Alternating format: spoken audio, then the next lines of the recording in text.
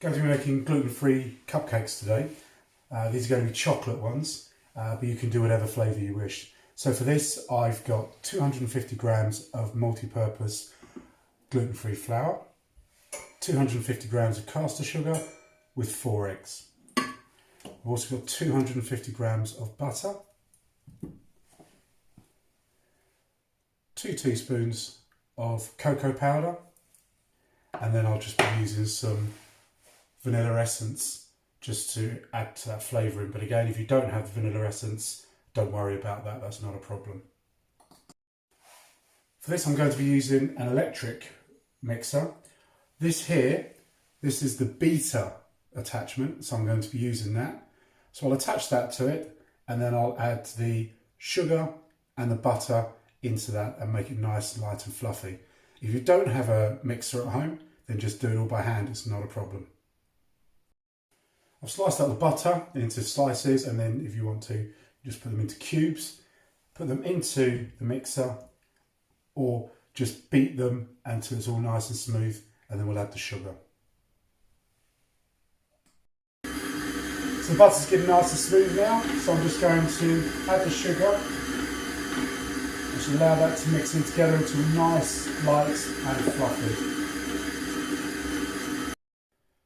Make sure if you are using a mixer that you scrape down the sides, because what happens is the butter and the sugar all gathers around the side of the bowl. So we need to scrape that down. So remember, we'll turn the mixer off, we'll just switch it off with the plug, just so that's for safety. We'll lift that up, and then we'll just push everything down using a spatula or a knife, and then just get it away from the edges so we can get all that mixed in and combined together. Once you're happy with that, we just lift that back up again, scrape everything off, and then we're going to start adding the eggs and the flour. So we add 1 egg at a time, and then just a little bit of flour to that, and we just keep going until we add in all the eggs and all the flour. So my eggs are beaten together. I'm just going to add a quarter of that. Let that mix in.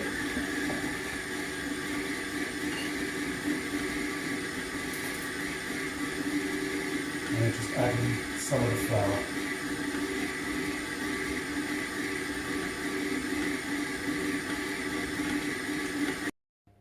Once you're happy with it, then we just add the cocoa.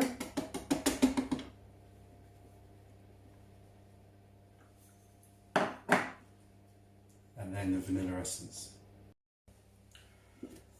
So that's my mix complete now. It's nice and light and fluffy. And I'm just going to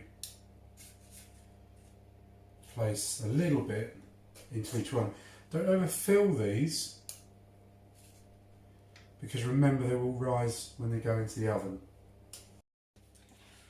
So that's my cakes now filled, ready to go. I've preheated my oven to 180 degrees, anywhere between 180 and 190 degrees, and put them in there for around about 10 to 15 minutes, but do keep an eye on them. A good way of testing cakes is to just get a fork, just poke it through the cake, and it should come out nice and clear. If it does, then that's the cake's completed. For the orange buttercream, what I've done is I've put 140 grams of butter in here, which I'll be mixing around in a moment. I've put 2 teaspoons of orange juice in there, so I want to have that orange flavour. 240 grams of caster sugar, and then I've just got some of the zest here of the orange, and what I'm going to do is I'm just going to slice this down so it's zested. Now if you haven't got a zester, all you need to do is just use your knife skills. Remember, take your time, you don't have to be doing it at this speed, and just slice it down nice and fine like that. So I'll do that to all of this zest, and then I'll add that to my buttercream as well, so we get a really nice orange flavour on top of the chocolate. That's my orange peel now zested, which I've just done using my knife. So again, test your knife skills with this, it's good fun. And that goes into my mixer there. All of the sugar.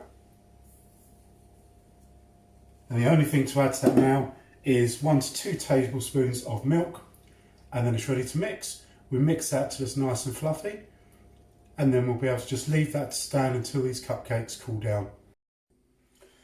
So here's my chocolate cupcake, and we've got the buttercream here, and I've got a piping bag. If you don't have a piping bag at home, again, don't worry, you can just spread it straight on top. I'm using this without a nozzle, so it'll just come out nice and straight rather than in a pretty pattern. If you are using a piping bag, fold it over your hand so this can go over a cup, and it just allows the mixture to drop in there without putting it all over the end.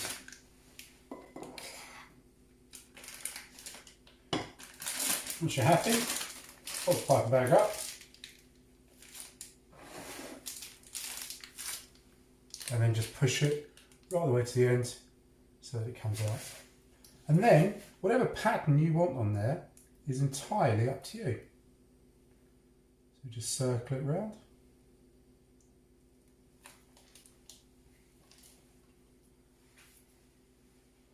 And that's your cupcake.